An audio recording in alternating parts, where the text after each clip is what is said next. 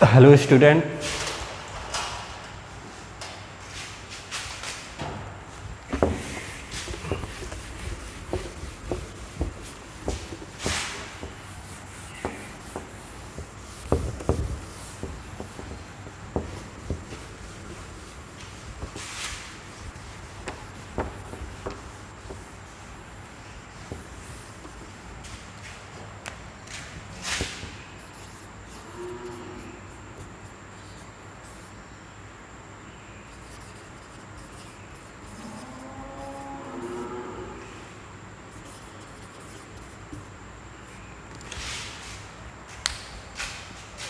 ये आपका चैप्टर 2 है।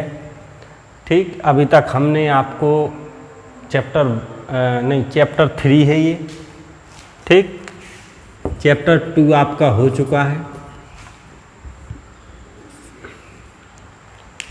और चैप्टर 2 में कुछ स्टूडेंट ने एक क्वेश्चन बताया था कि खलील विलयन क्या है। ठीक, एक दो स्टूडेंट ने लिखकर भेजा था कि सर जी खलील विलयन होता क्या है। ठीक है, तो उसमें कोष्टक में दिया है खलील विलयन के आगे कोलाइडी तंत्र। ठीक,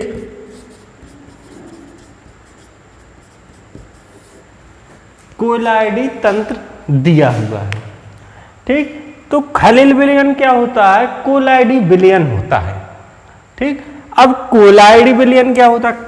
तो देखो, जिस विलयन में उसके कण ब्राउनी गति करते हैं। ब्राउनी गति क्या होती है? कण निरंतर गतिशील रहते हैं, एक दूसरे से टकराकर निरंतर गतिशील रहते हैं, वो कहलाता है कोलाइडी विलयन।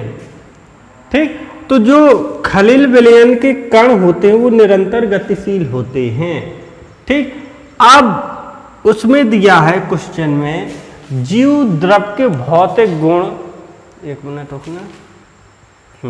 जीव द्रव के भौतिक गुण खलील विलयन को कैसे प्रदर्शित करते हैं?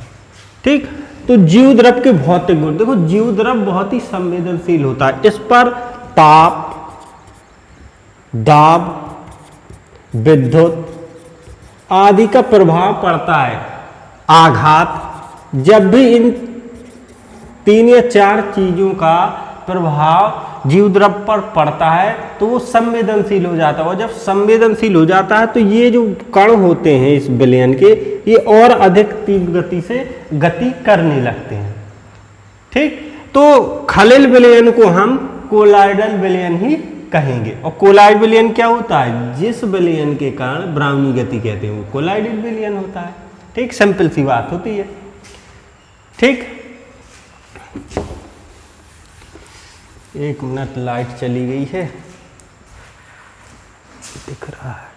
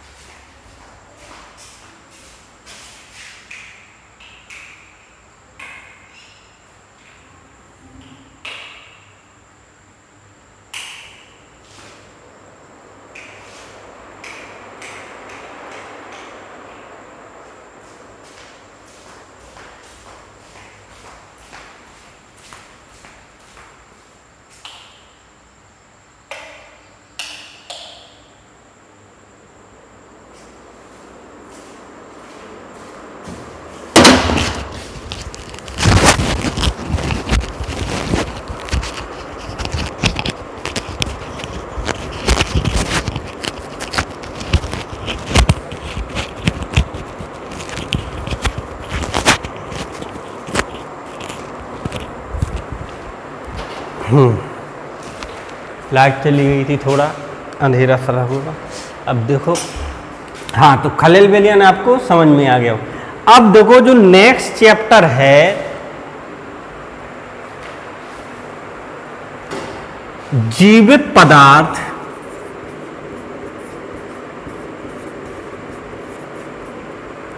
Amoeba, paramecium. ठीक, जीवित पदार्थ, अमीबा और पैरामीशियम। तो सबसे पहले है जीवित पदार्थ, अमीबा और पैरामीशियम। इनके बारे में हम बाद में पढ़ेंगे। सबसे पहले जीवित पदार्थ, जीवित पदार्थ का संगठन क्या होता है, जीवन क्या होता है, इनके बारे में चर्चा करेंगे। इसके बाद अमीबा और पैरामीशियम के स्ट्रक्चर में इनका आवास, साइंटिफिक नेम, ठीक, और प्रजनन, पोषण, ठीक है, और भी बहुत सारी चीजें हैं जो इनके बारे में हम पढ़ेंगे। जीवन चक्र होता है, सबके बारे में विस्तार से पढ़ेंगे। तो पहले 2-3 टॉपिक हैं कि जीवन क्या होता है, ठीक, जीवित पदार्थों का आणविक सिद्धांत क्या होता है, ठीक, और जीवित पदार्थों के लक्षण क्या होते हैं, ये भी हम पढ़ेंगे। ठीक, तो सबसे पहला जो टॉपिक आपका याद है जीवित पदार्थ।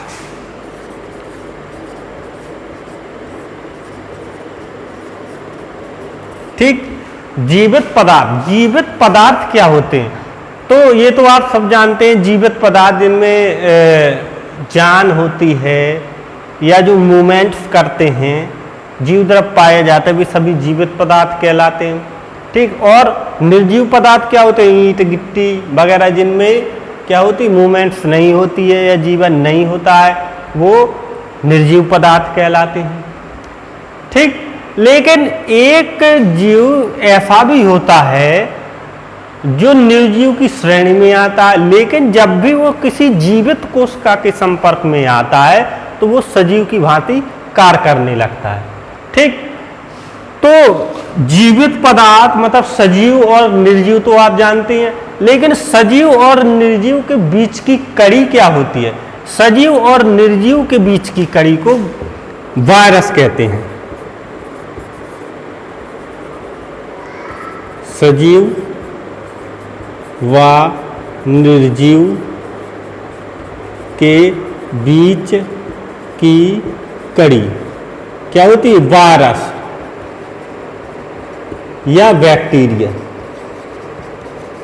जो बैक्टीरिया होता है वो सजीव या निर्जीव के बीच की कड़ी होता है। इसका अपना एक आनुवांशिक पदार्थ होता है। ठीक, जैसे जीवित पदार्थों में आनुवांशिक पदार्थ क्या होता है? डीएनए होता है। इसका अपना एक अलग आनुवांशिक पदार्थ होता है। वैसे अधिकतर वायरस में आनुवांशिक पदार्थ के रूप में आरएनए पाया जाता है, अधिकांश क्या बहुतों में। ठीक, तो शायद सभी में। ठीक, आनुवांशिक जो पदार्थ होता है वो आरएनए होता है। तो ये मृत अवस्था में रहते हैं, मतलब निर्जीव अवस्था में रहते हैं। और जब भी ये बैक्टीरिया वायरस किसी जीवित कोशिका के संपर्क में आते हैं तो वो एक्टिव हो जाते हैं और दुगनी तेजी से प्रजनन करते हैं, मतलब अपने जो क्रियाएं होती हैं दुगनी तेजी से करते हैं। जैसे जीवित कोशिका क्या हुई, जैसे इंसान हो गया, कोई जानवर हो गया। ठीक, क्योंकि इंसानों में वायरस से बहुत से रोग होते हैं, जानवरों में भी वायरस से बहुत से रोग होते हैं। तो पहले ये भूमि में या कहीं भी निर्जीव अवस्था में पड़ा रहता है, और जब भी ये किसी माध्यम से किसी सजीव के शरीर में जाता है, जीवित कोशिकाओं के संपर्क में आता है, तो ये एक्टिव हो जाता है और दुगनी तेजी से अपनी प्रतिक्रिया करता है, जनन करता है और अपने आप में वृद्धि करता है। ठीक, और उस जीव में रोग, इस बैक्टीरिया के अंदर, जिस बैक्टीरिया के अंदर जो भी रोग उत्पन्न करने की क्षमता होती है वो रोग उत्पन्न करना स्टार्ट कर देते हैं। इसलिए बैक्टीरिया को निर्जीव माना गया है। जब भी वो किसी सजीव कोशिका के संपर्क में आते हैं तो एक्टिव हो जाते हैं। ठीक, इसलिए इसे सजीव और निर्जीव के बीच की कड़ी माना गया। तो आपको सबसे पहले हेडिंग डालना है जीवित पदार्थ। ठीक, हम बोलेंगे और आपको लिखना है।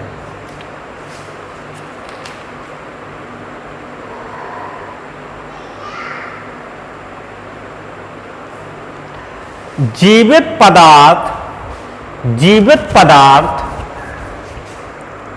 आध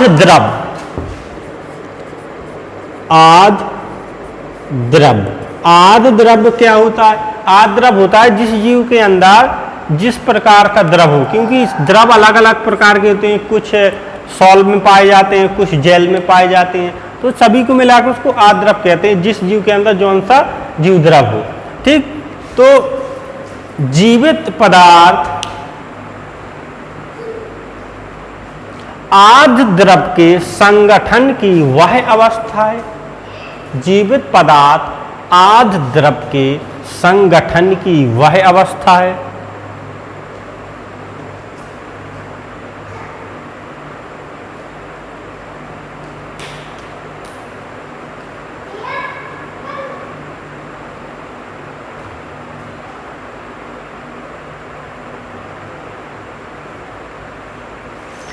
जिसमें वातावरण की ऊर्जा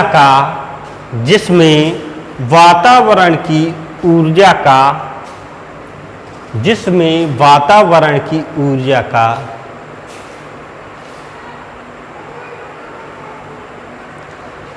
सरल उपयोग होता है।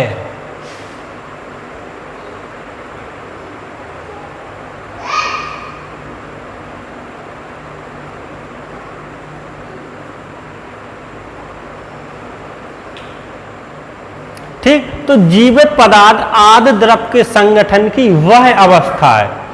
ठीक, जो जीवित पदार्थ क्या होता है, जीव द्रव को ही तो जीवित पदार्थ कहते हैं, क्योंकि जीव द्रव जो होता है किसी भी जीव के सजीव होने का प्रमाण होता है। ठीक, जीव द्रव ही जीव के सजीव होने की प्रमाणिकता होती है। ठीक, ये वातावरण की सरल ऊर्जा को अपने कार्यों में लगाता है। चलो जाओ।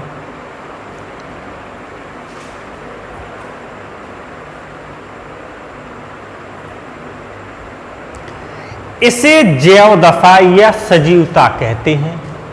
इसे जैव दशा या सजीवता कहते हैं। इसे जैव दशा या सजीवता कहते हैं।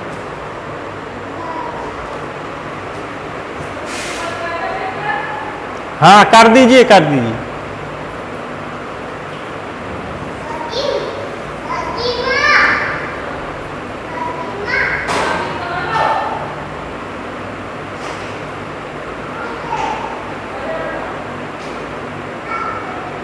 ठीक, तो ये डेफिनेशन है जीवित पदार्थ की।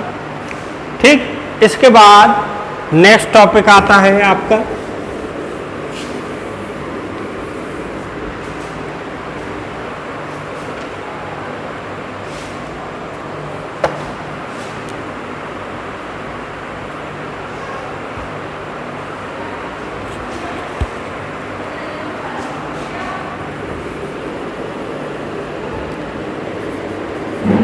जीवन क्या है।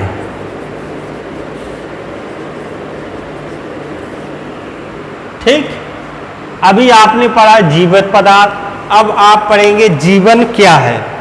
ठीक, तो एक्चुअली अगर देखा जाए जीवन क्या है, इसकी जो शब्द रहित परिभाषा अभी तक नहीं खोजी गई है, क्योंकि जीवन क्या है इसको हम शब्दों में बयां नहीं कर सकते हैं। ठीक, लेकिन जो वैज्ञानिकों ने इसकी डेफिनेशन दी है कि जो आद्य पदार्थ या जीव द्रव होते हैं उनकी सदैव परिवर्तनशील अवस्था को ही जीवन कहते हैं। मतलब जो हमारा जीव द्रव होता है या आद्य द्रव होता है हमेशा परिवर्तनशील रहता है।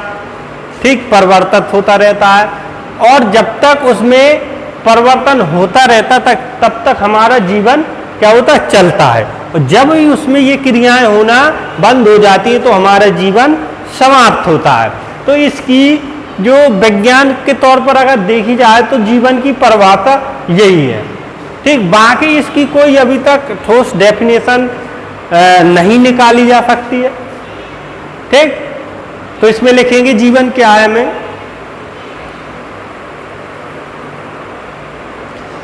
संघटित पदार्थ संघटित पदार्थ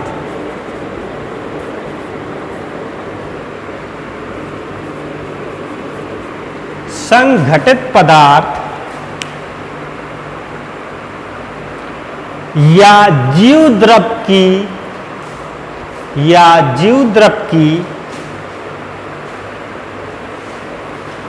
सदैव सक्रिय या परिवर्तनशील अवस्था, सदैव सक्रिय या परिवर्तनशील अवस्था को ही जीवन कहते हैं, को ही जीवन कहते हैं। नीचे वाली लाइन से लिखो, जीवन जीव की, जीवन जीव पदार्थ में, ऐसा लिखना, जीवन जीव पदार्थ में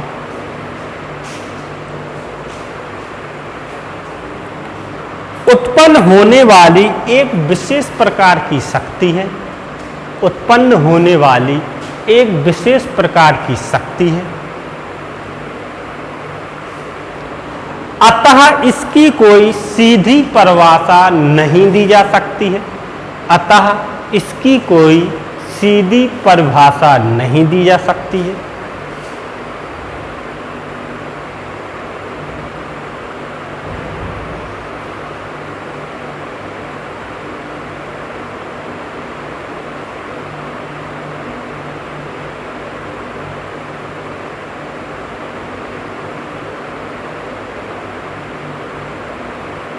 ठीक, बस इतना ही लिखना है।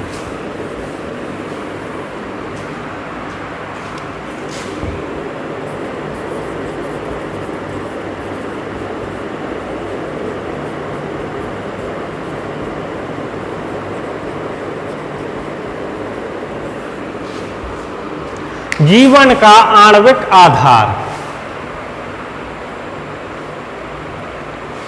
ठीक, तो जीवन का आणविक आधार से मतलब होता है कि किस प्रकार के अणुओं से जीवन बना है। ठीक, तो आप तो ये जानते ही हैं कि जो जीव द्रव्य होता है उसमें कौन कौन से तत्व कितनी अवस्था में मिलते हैं या निश्चित अवस्था में मिलकर जीव द्रव्य बनाते हैं। जैसे कार्बोहाइड्रेट हो गया, वसा हो गया, विटामिन हो गया, न्यूक्लिक अम्ल हो गए, मतलब डीएनए आरएनए हो गया। ठीक है, ये सभी क्या होते हैं, हमारे जीवन के आणविक आधार होते हैं। इन्हीं के अणुओं के द्वारा जीव द्रव्य का निर्माण होता है। मतलब ये सभी जीव द्रव्य में निश्चित अनुपात में तैरते रहते हैं। ठीक, तो इसी को हम जीव द्रव्य का आणविक आधार कहते हैं, या जीवन का आणविक आधार कहते हैं। ठीक, तो इसमें लिखो, सजीव का शरीर अनेक कार्बनिक यौगों का बना होता है।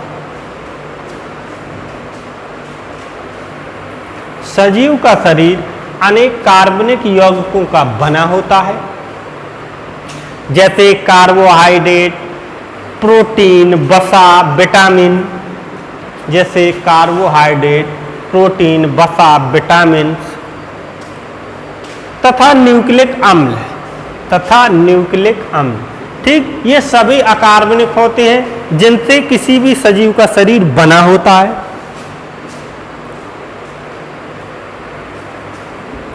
ये सभी विशेष अनुपात में मिलकर जीव द्रव्य का निर्माण करते हैं। ये सभी विशेष अनुपात में मिलकर जीव द्रव्य का निर्माण करते हैं।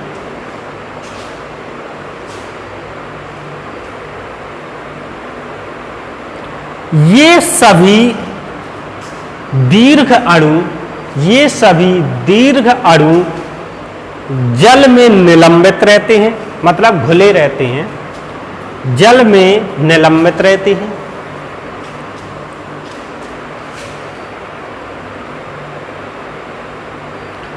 इस प्रकार का निलंबन कोलाइडी घोल कहलाता है।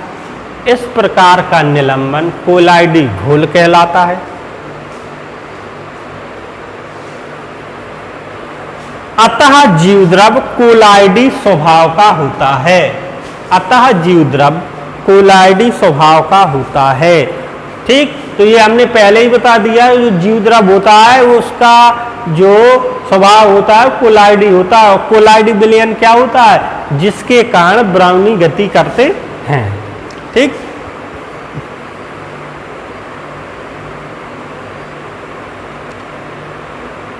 ठीक, तो जीवन का आणविक आधार में आपको इतना ही लिखना है।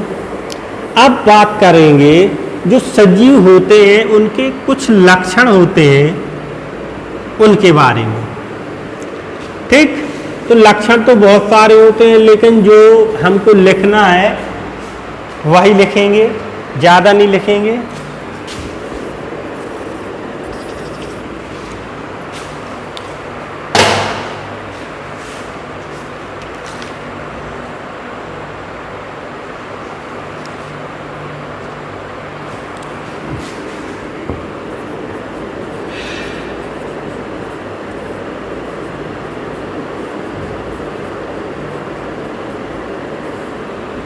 सजीवों के लक्षण देखो, सजीवों में बहुत सारे लक्षण होते हैं। अपने समान संतान उत्पन्न करना, ठीक, मतलब प्रजनन कहलाता है। सीधे से भाषा में देखें तो प्रजनन, पोषण, उत्सर्जन, ठीक, और भी बहुत सारे लक्षण होते हैं।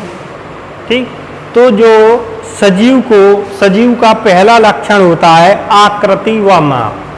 ठीक, हर शरीर में हर सजीव में एक निश्चित आकृति और माप होता है। मतलब हर सजीव की एक निश्चित आकृति और माप होती है, चाहे वो जितना छोटा हो चाहे वो जितना बड़ा हो। उस जीव विशेष की अपनी एक निश्चित आकृति होती है और माप होती है। तो पहली हेडिंग है आकृति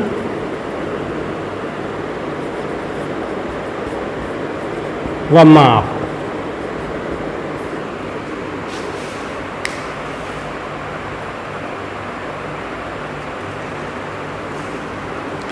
इसमें लिखेंगे सभी सजीव में, ठीक, चाहे वो जंतु हो चाहे पौधा हो, पौधा भी सजीव होता है।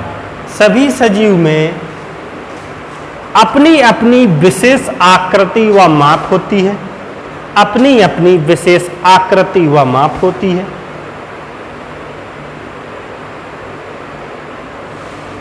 जिसके आधार पर हम इन्हें अलग पहचान सकते हैं, जिसके आधार पर हम इन्हें अलग पहचान सकते हैं।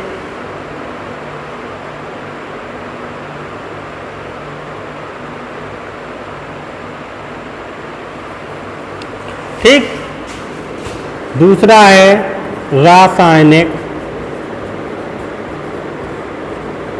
संगठन।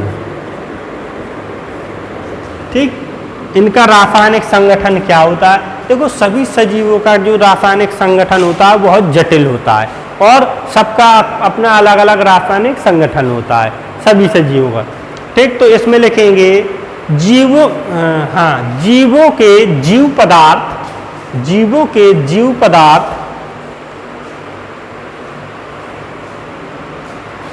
का रासायनिक संयोजन बहुत जटिल होता है,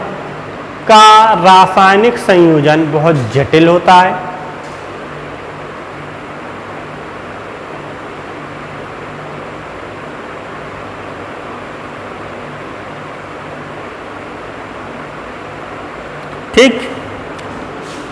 तीसरा है गमन व प्रचलन।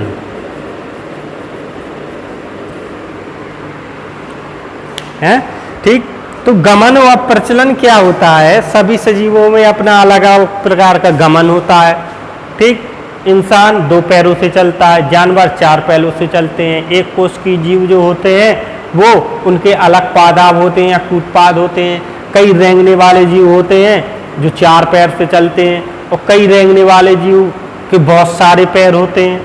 ठीक, और पक्षी 2 पैर से चलते। मतलब सभी सजीव मतलब अपने अपने अपना अपना जो गमन का तरीका होता है उसको फॉलो करता है। ठीक, उनमें अपना अलग प्रकार से गमन और चलन होता है। ठीक, जीवों में स्वयं अपने शरीर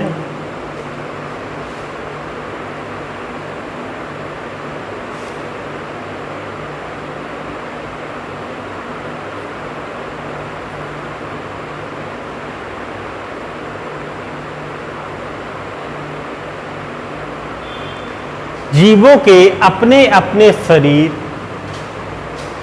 में जीव द्रव्य से उत्पन्न ऊर्जा द्वारा सुरक्षा, भोजन की खोज आदि के लिए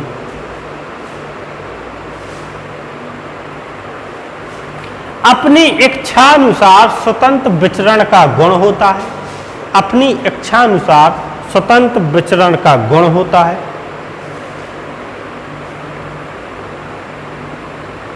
ठीक।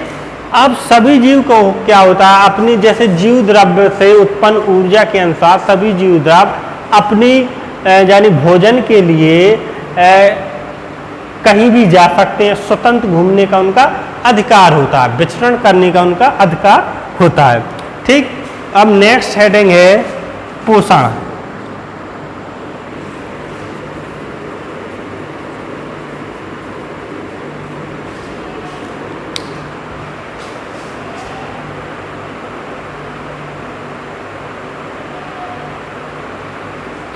ठीक।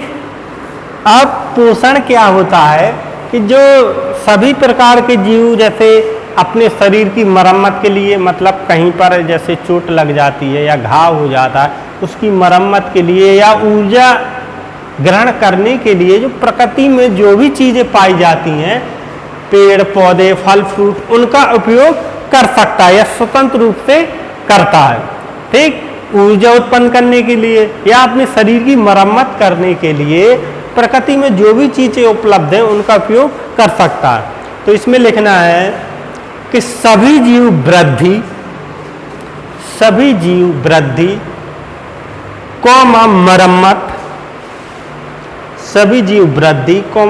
मरम्मत एवं ऊर्जा उत्पादन के लिए प्रकृति में भोजन के रूप में उपलब्ध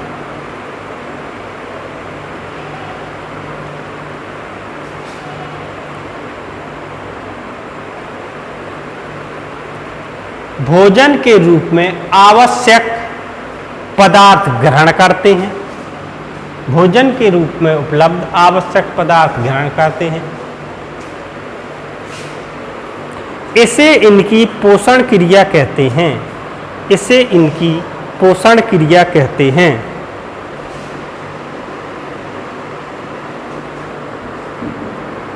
इसे इनकी पोषण क्रिया कहते हैं। ठीक। 4 हेडिंग हो गई। अब जो नेक्स्ट है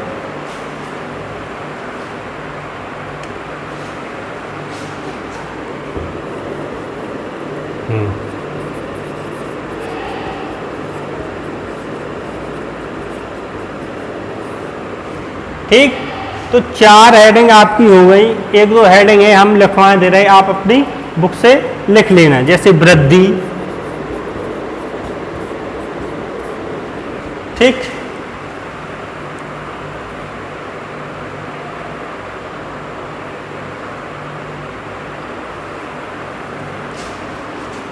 नहीं लिखना नहीं है। ठीक। वीडियो थोड़ा बड़ा हो रहा है, 30 मिनट से ज़्यादा का वीडियो नहीं बनता है हमारे में। ठीक। तो वृद्धि तक आपको लिखना है। वृद्धि से हम कल आपको स्टार्ट करवाएंगे। ठीक। वृद्धि तक आपको लिख लेना है, वृद्धि के पहले तक। इसके बाद हम आपको कल इसके आगे बताएंगे। ठीक। इतने टॉपिक में जिस विद्यार्थी को अगर प्रॉब्लम है तो हमको बता सकता है या लिखकर भेज सकता है। ठीक। ठीक है।